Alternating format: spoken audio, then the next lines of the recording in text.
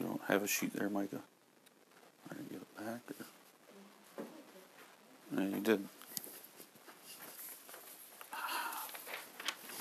Right here.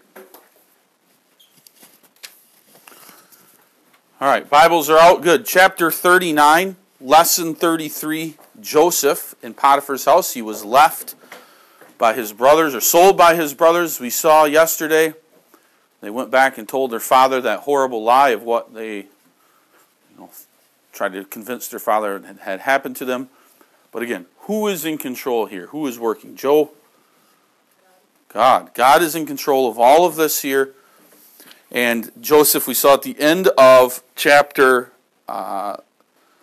37, and the Midianites sold him into Egypt unto Potiphar, an officer of Pharaoh's and captain of the guard.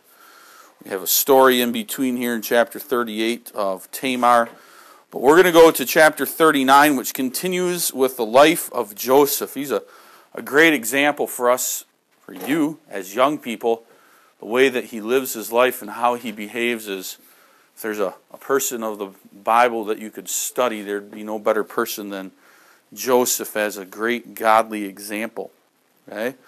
So, let's take a look at chapter 39. We'll begin there. It says, "And Joseph was brought down to Egypt. And Potiphar, an officer of Pharaoh, captain of the guard, an Egyptian, bought him of the hands of the Ishmaelites, which had brought him down thither. And the Lord was with Joseph, and he was a prosperous man, and he was in the house of his master, the Egyptian. And his master saw that the Lord was with him, and that the Lord made all that he did to prosper in his hand. And Joseph found grace in his sight, and he served him, and he made him overseer over his house, and over all that he had put into his hand. And it came to pass from the time that he had made him overseer in the house, and over all that he had, that the Lord blessed the Egyptian's house for Joseph's sake. And the blessing of the Lord was upon all that he had in the house and in the field. And he left all that he had in Joseph's hand, and he knew not aught he had, save the bread which he did eat. And Joseph was a goodly person and well favored." You can imagine being Joseph. We don't know how he traveled in that caravan of Ishmaelites. Was he tied, hands tied together in a rope and tied to maybe a camel passing through the desert, or to a wagon he had to follow behind? Was he set in a wagon so that he didn't become tired and weary, and maybe the Ishmaelites thought they could get a higher price? We don't know those things, but we know he must have arrived in Egypt and come into the market there, the slave trade market, where the Ishmaelites brought him, and he was probably put up for auction or in front of a group of men. And Potiphar, a man high up in the house of Pharaoh, bought him, purchased him, took him into his house. So we can imagine, we don't know, maybe Potiphar or the higher up people had opportunity first to choose the men or whatever. But we can probably guess that Joseph was a beautiful man to look on. We'll see that later on in this lesson, how he said it. He had a goodly appearance. He probably was a very healthy young man. His body was strong, so that someone would say, that is a man, that is a slave I want working in my house. He'll be a benefit to me. And so Potiphar purchases him, probably brings him. So again, we can imagine Joseph now being pulled along to Potiphar's house and brought in there, and whether there had to be translators to be able to go between the languages, the Egyptian language and the Hebrew language that would be going on. We just don't know those things. We can assume probably that had to be done so that Joseph could quickly learn the ways of the household and how to behave and how to act. Okay? Amber. Okay? He had to do those things. He had to learn those things. We don't know how he felt. What was it like? What had God given to Joseph before he left, so that while he was traveling or while he was going through all of this, what bit of hope did Joseph have that God had given him before he left? What was the bit of hope that God could have given to Joseph so they had something to think about? I asked you there about what he was maybe thinking about, and that was kind of open-ended. It was kind of up to you. But there is one bit of information we can say he probably thought about, What had God given to Joseph?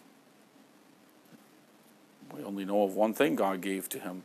When he was still living in his father's house, what did God give him directly to Joseph? Dreams. And in those dreams, his brothers and his mother and father would be bowing down to him. They would be servant to him at some point.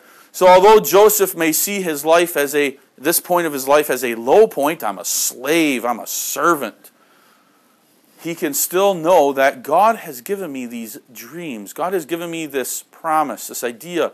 He's told me what will happen, and I can hang on to that because that hasn't happened to me yet, so it must be coming yet. There must be some way I will be delivered out of this. Okay?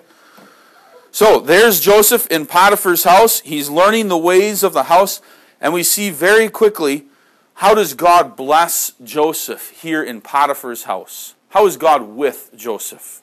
Colin? God made Joseph overseer of his house. Why? What characteristics are there, could we probably say, about Joseph, so that here's this man, Potiphar, who would immediately or very quickly take this man who he just bought as a slave, probably intended him to do hard labor, physical labor, maybe keeping his garden, doing things like that. How would he elevate him above the other men to the head of the household? What are some characteristics that Joseph must have had about himself? Amber?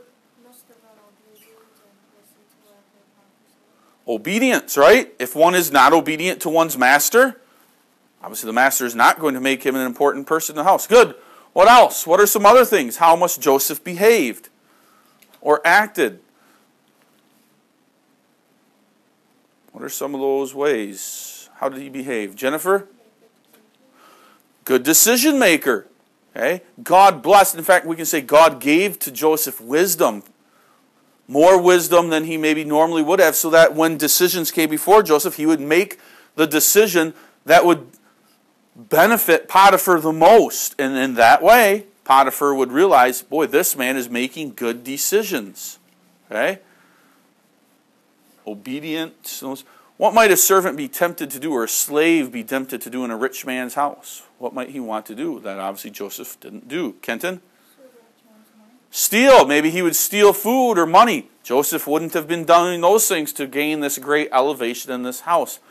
So all of these things, along with God blessing Joseph, God was blessing Joseph through those things, so that he very quickly became elevated and now was the master of Potiphar's house. Potiphar realized, this man is doing work probably better than any other man I've ever had work in my house before.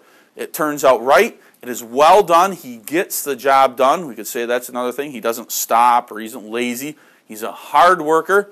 He does what he's told to do.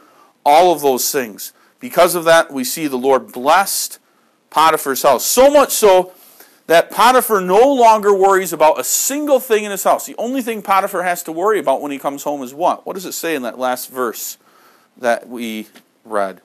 There's only one thing that he had to worry about when he got home. What did he have to do? Potiphar, what did he have to do once he got home at the end of each day?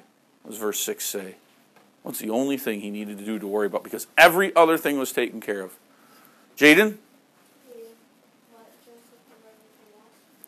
Well, that's a Joseph, but what did Potiphar have to do, does the Bible say, when he got home? He only had to do one thing. Logan? Eat. Eat bread. He could come home and know that the plants had been taken care of. The gardens or fields or animals or whatever Potiphar may have owned, they were all taken care of. The bills were paid properly on time. The work around the house that needed to be done was done. Everything was done. Potiphar could come home, sit down in his chair, or whatever it may be, recline in his bed and worry about absolutely nothing. That is how good of a servant Joseph was here in this house. Okay? But God has more plans for Joseph. He isn't going to leave him here in Potiphar's house. Okay? But God is working here, continuing to move Joseph along. Potiphar's house is only a short stay for Joseph to be able to gain access to the next place. So let's see about the trouble that comes. Verse 7. And it came to pass after these things that his master's wife, so Potiphar's wife, cast her eyes upon Joseph, and she said, Lie with me. Joseph is a beautiful man. Potiphar's wife is married to Potiphar. She wants to commit the sin of adultery here, so she invites Joseph to come lie with her. But he refused and said unto his master's wife, Behold, My master wotteth not what is with me in the house, and he hath committed all that he hath to my hand. There is none greater in this house than I, neither hath he kept back anything from me but thee, because thou art his wife. How then can I do this great wickedness and sin against God? And it came to pass, as she spake to Joseph day by day, that he hearkened not unto her to lie by her or to be with her. So here we see Potiphar's wife. Okay? She is attracted to Joseph. Her husband is constantly out of the house. He's not home. And so she's probably lonely, and she sees the beauty of Joseph. Maybe that she committed the sin adultery with other slaves in the house too. But here she invites Joseph to come lie with her, and he refuses. But she repeatedly, it says, day by day, he continued to bother her. Okay? Constantly, over and over, but he doesn't give in. We could say that's another great example for Joseph in our lives. He does not give in to the temptation here. Even though it is constant, it's right there, he could probably get away with it. His master would never know about it. All these things that he could do. But he won't do it. He won't give in to temptation. Okay? And Joseph says there, I can do anything in my master's house. Everything my master has given me. I can deal with anything. There's only one thing that Potiphar says I can't deal with, and that's you, his wife. I can't touch you. He is married to you. You are his wife, and therefore I will not lie with you. I will not commit the sin of adultery. And he refuses. So he realizes his privilege that he has, and he doesn't give in. That doesn't mean that she's going to stop. Again, God is using this situation here to continue his plan. So, verse 11 brings us to a different day. Let's see what's going on in this day in Potiphar's house with Joseph and his wife. Verse 11, and it came to pass about this time that Joseph went into the house to do his business. And there was none of the men of the house there within. So before, there must have always been witnesses in the house, so that if something happened, they could tell the master the truth. This goes with our devotions. Don't listen to the lies or the story of one man, but have witnesses. Verse 12, and she caught him by his garment. So she grabbed him finally, physically grabbed him, saying, lie with me. And he left his garment in her hand and fled and got him out. Rather than giving in to temptation, he lets her have his garment. He doesn't fight her. He doesn't hit her. Rather, she grabs a hold of his piece of clothing, and he slips his body out of that clothing and runs off to get away from her. Verse 13, and it came to pass when she saw that he had left his garment in her hand and was fled forth, that she called unto the men of the house and spake unto them, saying, see, he hath brought in, meaning her husband, Potiphar, hath brought in Hebrew unto us to mock us. He came in unto me to lie with me, and I cried with a loud voice. And it came to pass when he heard that I lifted up my voice and cried, that he left his garment with me and fled and got him out. And she laid up his garment by her until his Lord came home. And she spake unto him, so Potiphar, according to these words, saying that the Hebrew servant which thou hast brought unto us came in unto me to mock me. It came to pass as I lifted up my voice and cried, that he left his garment with me and fled out. And it came to pass when his master heard the words of his wife, which she spake unto him, saying, after this manner did thy servant to me, that his wrath was kindled. And Joseph's master, took him and put him into the prison, a place where the king's prisoners were bound, and he was there in the prison.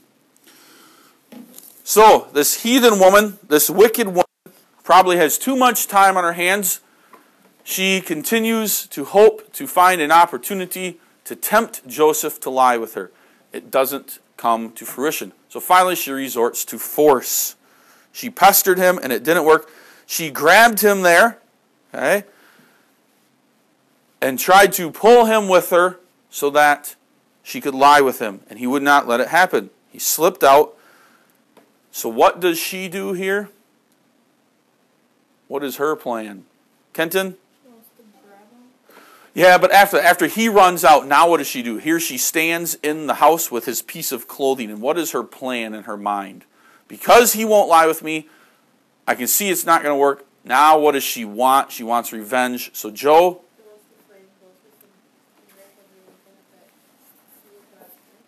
He's going to frame her, just like we're reading in Bud Not Buddy, right? Tell a big lie. There's no other witnesses there. Just like we said and read in our devotions there. Okay? In 1 Timothy. Find a witness. Bring 2 or 3 witnesses. When you're going to make an accusation as strong as this, you should have some witnesses. And that's why she knew it was the perfect situation, because there was no witnesses that could corroborate Joseph's story. If Joseph tells the master, no, master, that's not true. She has been pestering me constantly to lie with her. And I've told her no. Well, who is Potiphar going to believe? Is he going to believe the servant, the slave that he brought in from another land? Or is he going to believe his wife? Well, more than likely, he's going to believe his wife. Okay? And she knows it. So she can get away with this lie. Here, this Hebrew who you entrusted, he tried to lie with me, and I screamed out and hollered. And when I began to scream out and holler, he was afraid that men would come running in and see what was happening. And so he took off out the door. And see, he even took off his coat when he came in to lie with me. And that's the evidence. Here's the evidence that he left his coat behind. He was in such a hurry to run out of here. And Potiphar falls for it. Hook, line, and sinker. Now, does he really know his wife and maybe that she's lying? Probably. There's probably has a sense, but not. He doesn't do anything about it. He needs to set an example for the other slaves in the house. Loses a man that he trusted. You can imagine that hurts him to have to let Joseph go to get rid of him. But for the sake of his house and his wife, he has to send him away. Where is Joseph sent? Where does Potiphar take him? Amber? Which prison? Well, it's called something else here, Colin. The king's prison. This is a special prison set aside for the king. Okay? The king may have special prisoners he wants to put in there. Maybe he's trying to put them there just for a time to teach them a lesson. But this prison is different than a prison that just any old man would be sent to. It was a different type of prison. Okay? And we see that Joseph is brought here. So,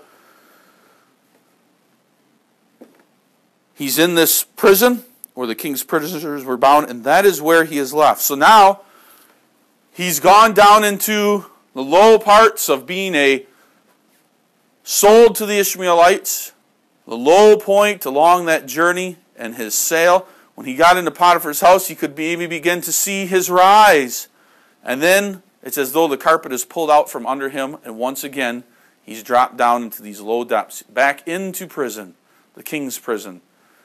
Again, what is the one thing that that Joseph can hold on to? What does he know? What has he been promised or told by God?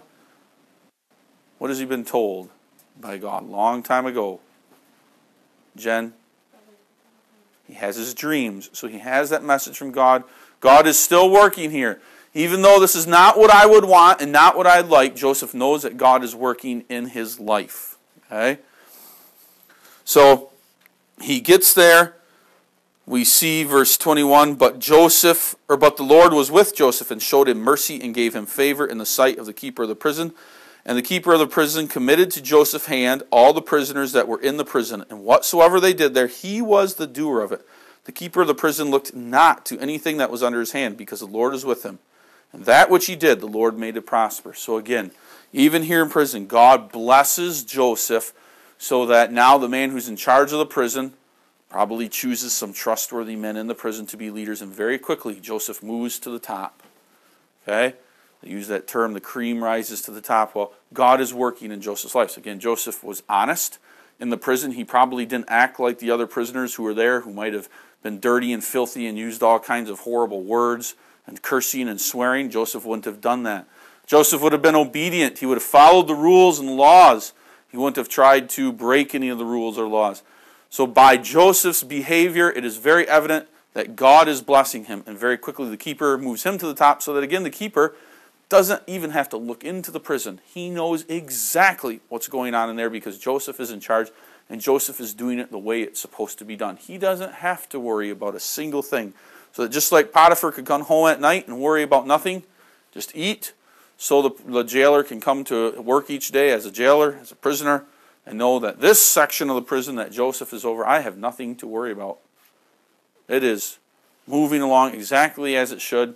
He probably shows up to work and maybe sits down in his chair and can take a nap during the day or do whatever he wants, because Joseph is such a godly young man here. Okay? So, we asked a few questions. Okay? We see those things, and I think we've covered all of those. Okay. But let's see what else we can learn from the life of Joseph here. Okay? That's this. Maybe we've been tempted by a sin. The devil knows our weaknesses. Maybe it's a television program that mom and dad are gone and they said, don't watch. Or maybe it's mom and dad have said, I don't want you doing that on your iPad. Okay? Maybe it's, I don't want you listening to this music. Maybe it's, you shouldn't be on the internet at this time without adult supervision. Maybe it's, leave the cookies alone. Whatever it may be, mom and dad have given direction to us in our lives. Teachers here at school, you know what there is, what rules there are. And so when we are tempted, the devil knows then to put those things in front of you, to make them temptations to look so good to you so that you will do them. And we fall into that sin. We've all done that, right? We've all fallen into bad sin, myself included, time and time again.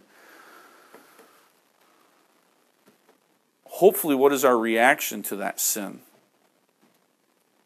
in our conscience after we do it? Amber? Hopefully we hate that sin and we're disgusted with ourselves. We're ashamed. Okay? And we rightfully should feel that way. But a good example in our lives that we could use is to be like Joseph here. Joseph did not give in to that temptation. We know that, I do all the time. You do too. We give in to those temptations. Joseph is such a great example for us. We need to fight against sin and temptation. The devil makes it look so good. But that's not what we can't use that as an excuse. Well, it looks so good, or I know God will forgive my sins, so I'll just give in to it anyways. No, we have to fight. So we can learn that from Joseph, and we'll see more lessons that we can learn from Joseph here too. But you all, at some point in your life, soon here, maybe even so much, maybe already will have a job.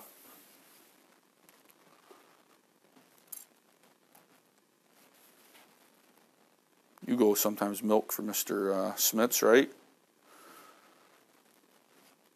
Mr. Smits has had many of our Protestant Reformed young people come and milk by him. Why does he like having the Protestant Reformed young people come and milk at his parlor as opposed to just any other kid from town? What are some things, Kenton? Good workers. Okay. Why are they good workers, though? Micah? They work harder. That is true. You guys can snicker and laugh at that, but it is true. But why are you better workers? Why are you hard workers? What is the difference between your life and somebody else's life from town?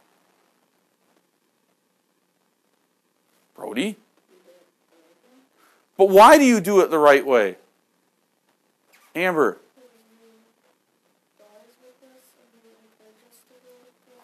What does God tell us in the Bible? How do we do our work?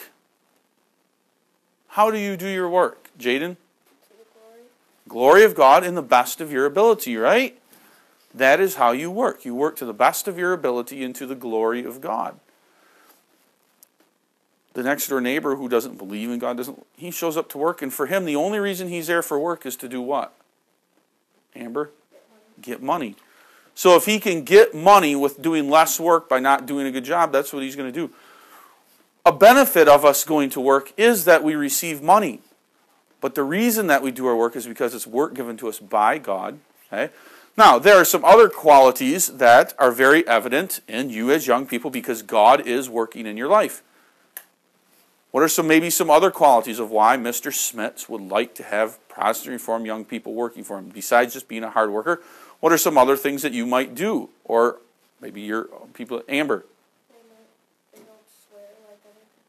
Hey, they're fun and enjoyable to be around. Mr. Smits knows they're not going to cuss and swear and use dirty language that he wouldn't approve of. What else? Amber? Okay. You're not going to have a goofy kid come in, right, and start doing something to some animals just to tease him or see what would happen to him and ruin his livestock. You come in and you're reliable, right? Are you going to come in? Mom and Dad teach you reliability. If you've told Mr. Smits that you're going to work and all of a sudden something else comes up, he knows you're going to show up to work because you promised him that you would. and you're a person of your word. Okay? Because again, God teaches us that. When you find a job, I hope that you realize and come to that same conclusion. I can remember I had a lot of different jobs as a young person, okay? Going all through high school and through college. One of the ones that I had soon after getting into high school, when I could drive myself so I could get myself to work, was working at a pizza place. And there were other Protestant Reformed young people that worked there. And very quickly, even though there might be 30 kids working there, the 2 or 3 Protestant Reformed kids very quickly were moved up. Within a couple months, I was made a manager there, and the others were too. Why? Because the owner could see we were going to be honest. He knew that there were other kids who were very tempted to take a $20 bill out of the till at the end of the day, and he probably wouldn't know that it was missing. But he knew he could trust us. At the end of the day, he could go off and not even be there, and he knew we weren't going to steal from him. He knew we were going to treat his customers right, good. We weren't going to cuss at them or swear at them or be disrespectful, because your parents have taught you respect. These life lessons, these things that we see in the life of Joseph, how God used him, God will use you too to be a good witness, whatever job that may be here down the road in a few years for most of you. Don't fall into the trap of, when you go to work, there may be other kids there who do cuss and swear. Don't try to be cool to be like them, and we feel peer pressure to begin swearing and behaving. But we should act in a way that's glorifying to them. So when we have that opportunity, which you will have very soon or already, realize that if I behave and act like Joseph, I'll be greatly blessed. But more so, glory and honor will be given to God. That person can say, wow, I can see God is working in that young man's life or that young woman's life. And it's a great testament to God, to the church. Okay? And that's why the Bible says that they could see, Potiphar and that jailer, they could see, not just Joseph, that he was a good person, but they could see God through Joseph. And that's what we want from each of you as well.